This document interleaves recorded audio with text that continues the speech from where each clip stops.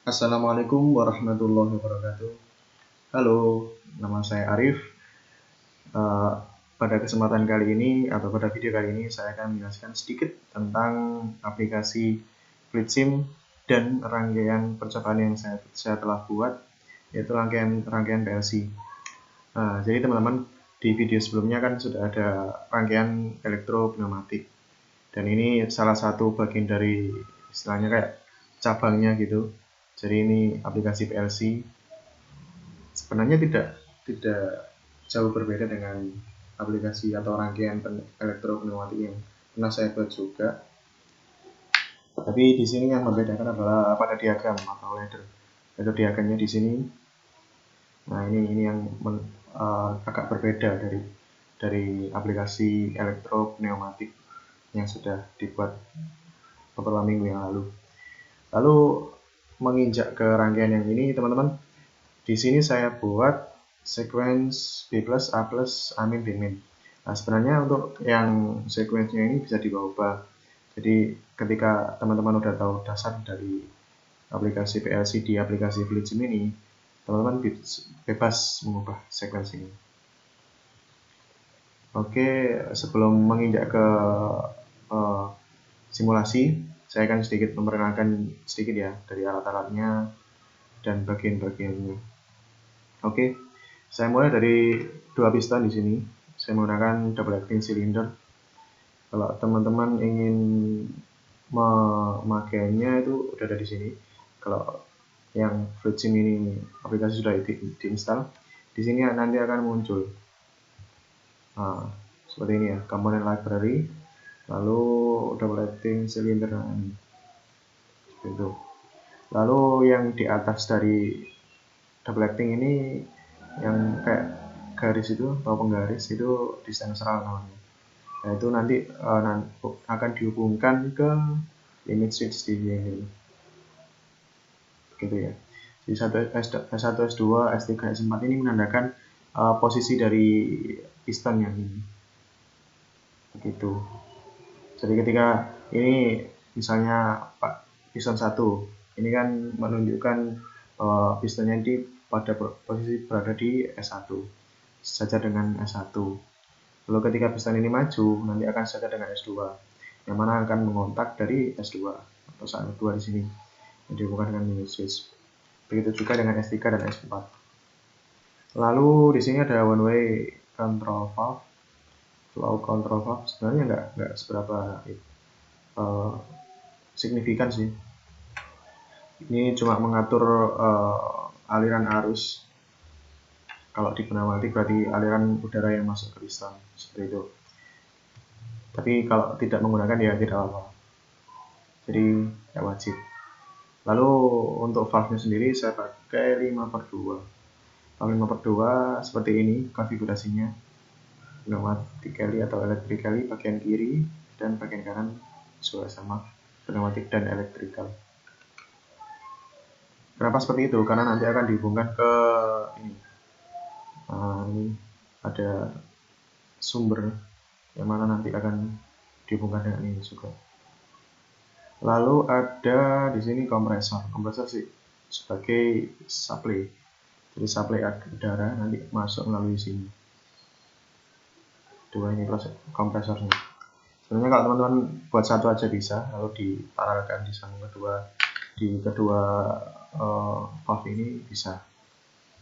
Tapi karena lebih simple ataupun lebih ringkas, saya buat seperti ini. Jadi untuk yang atas seperti itu ya, yang rangkaian ini. Lalu untuk ladder diagramnya sendiri, teman-teman kalau mau buat PLC di sebelah ada tulisan ladder simbol. Oke, ini di ladder simbol ini ada electrical 0 volt sama 24 volt di sini ya. Jadi disambung istilahnya dua sisi. Jadi untuk 0 volt dan 24 volt. Itu juga yang ini. Jadi ini ada input control sama output control. Seperti itu. Lalu kalau mau mencari bagian-bagiannya pun di sini juga. Ini ada saklar, ini saya pakai yang ini mix switch, terus kan dihubungkan dengan S3. Nah ini seperti ini pengaturannya. Jadi di sini dituliskan aja langsung S3 dan akan tersambung otomatis. Gitu. Saya coba ya. Ini saya hapus dulu, terus mix switch, saya taruh di sini, dipaskan dulu, lalu saya sambung dengan 0 volt sebagai electrical supply. Nah, sudah. Lalu saya tuliskan S3. Nah, seperti ini.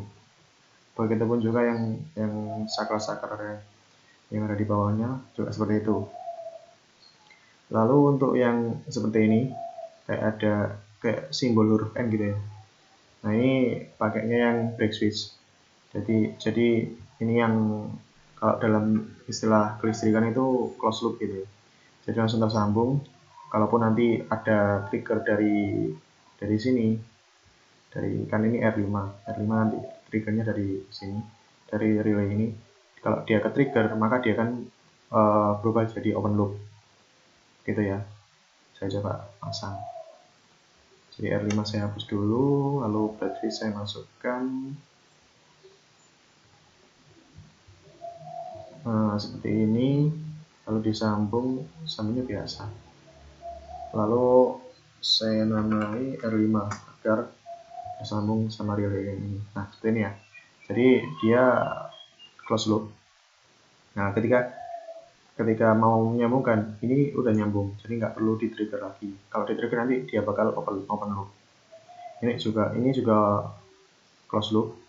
Jadi ketika kan di sini S3, nah S3 sini kan sudah pistolnya sudah pada posisi S3 seperti itu. Nah kalau yang ini baru open loop. Jadi dia harus di trigger dulu supaya dia bisa close loop. Begitu ya. Lalu yang lain juga seperti itu, ini saklar-saklar semua. Terus ini juga sama. Terus kalau yang open loop ini pakainya juga yang mix switch. Cuma dia nanti akan istilahnya kayak menentukan sendiri dia close loop apa open loop. Nah maaf, kalau yang R1 ini open loop karena yang dipakai adalah mix switch. Kalau yang menyesuaikan tadi yang saklar S1, S2, S3 dan S4.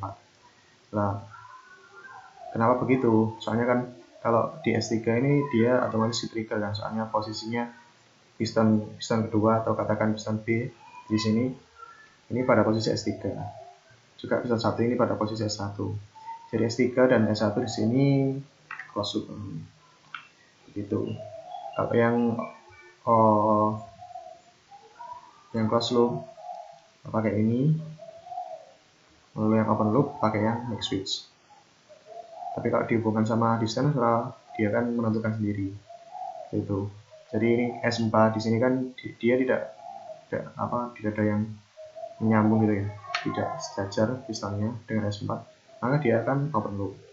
Begitu juga dengan S2 di sini, dia akan open loop juga. Kalau gampangnya itu open loop itu buka gitu. Terus kalau close loop itu tertutup seperti itu. Lalu selanjutnya ada relay. Jadi di sini akan disambungkan ke output control di sini ya. Jadi relay 1, relay 2, relay 3, relay 4, relay 5 di sini nanti akan dihubungkan sama ini. Jadi nanti ini ada connectionnya dari sini. Ya ini R1, R2, R3, R4, R2, R3, R4, R5. Nanti ini ada kayak semacam polanya gitu ya, untuk membentuk sequence ini. Oke, ini input control ya, sudah selesai. Lalu kita masuk ke output control. Di sini nggak jauh beda sebenarnya. Jadi di sini ada switch juga, break switch sama mix switch, sama saja seperti yang input control. Lalu bedanya di sini di valve solenoid. Nah di sini untuk menyambungkan ke yang istilahnya kayak input dari valve-nya itu pakai valve solenoid. Ini. Jadi ini Y3 di sini, nyambung sini, Y2 ini sini, dan seterusnya. Lalu untuk Sudah saya kira ya. Ya kalau sudah kontrol sudah. Lalu sekarang apa lagi? Udah kayaknya. Lalu sekarang kita coba simulasikan ya. Jadi ini sekuensnya B plus, nanti B plus maju, A plus, jadi ini piston A maju, terus A min, A mundur, B min, B mundur. Gitu ya. Kita coba full simulasi dulu.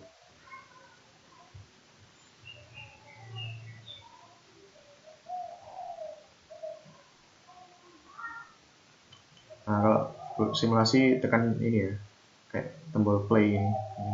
B plus, terus A plus, A min,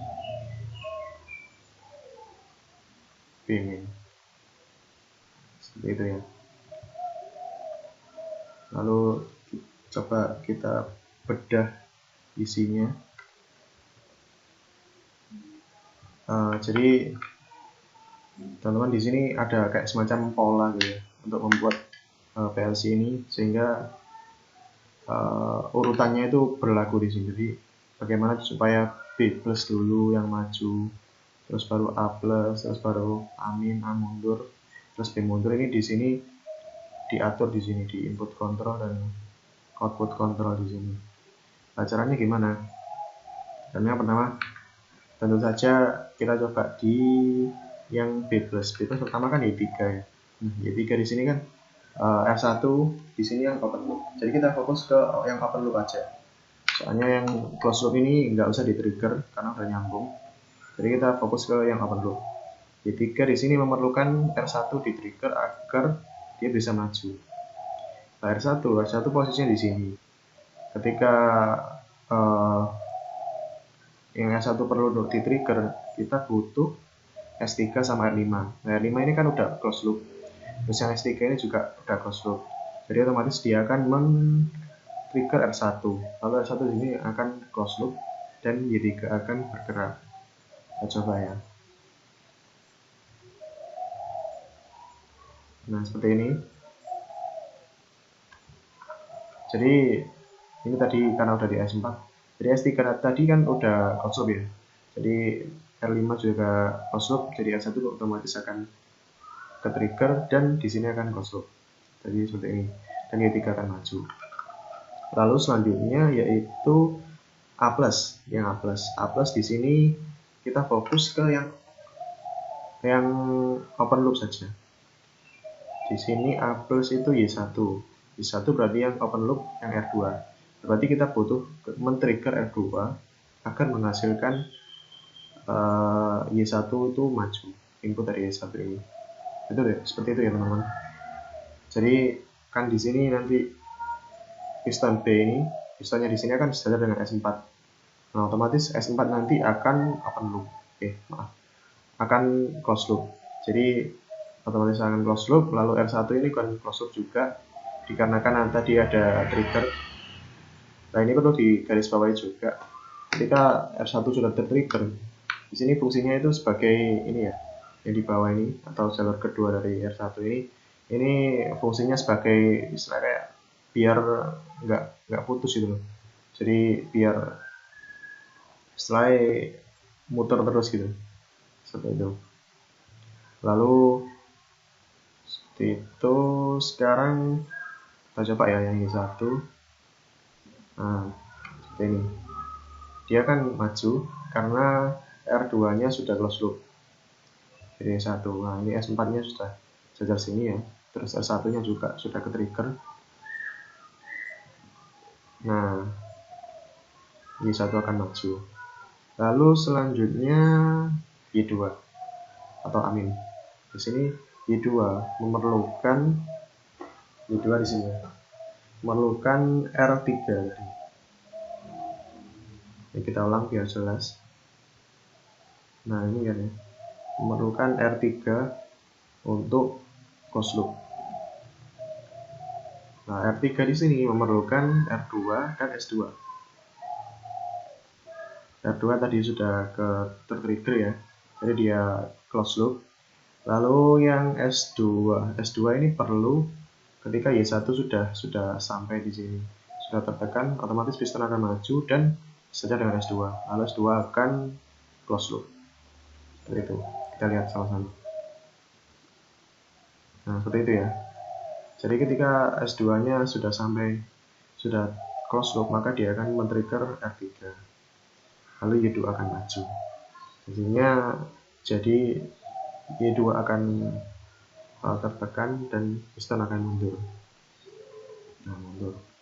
Lalu yang terakhir ini B-min, mohon maaf, B-min. Jadi B-min ini Y4 ya. Jadi ini yang sambungan dari B-min. Kita memerlukan R4. Nah, R4 tadi asalnya dari S1 tadi kan udah ya. Jadi kita lihat sebelum B-min ini kan amin. Nah, amin posisinya kan seperti ini. Jadi S1 sudah close loop. Kita tunggu R3. Nah, R3 kan dihasilkan dari yang amin tadi. Dia otomatis sudah close loop. Kita lihat lagi biar lebih jelas.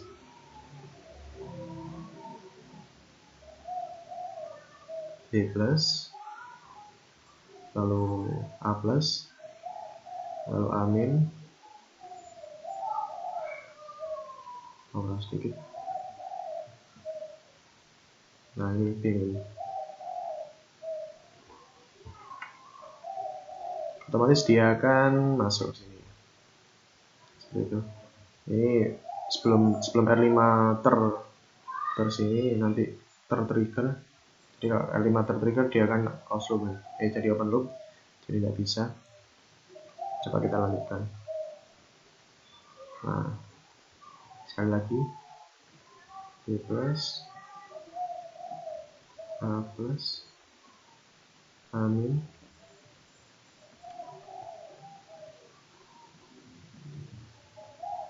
B-min. Seperti itu ya.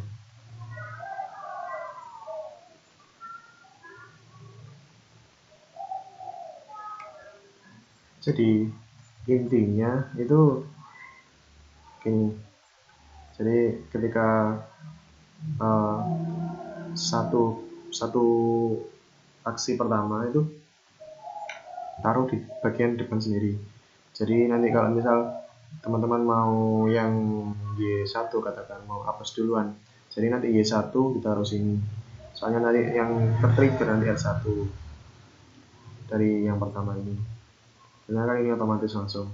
Jadi intinya gini, ini nyambung ke sini, terus ke sini, terus ke sini. Lalu bagian kayak breaknya gitu, yang bagian memutus daripada alur dari sini.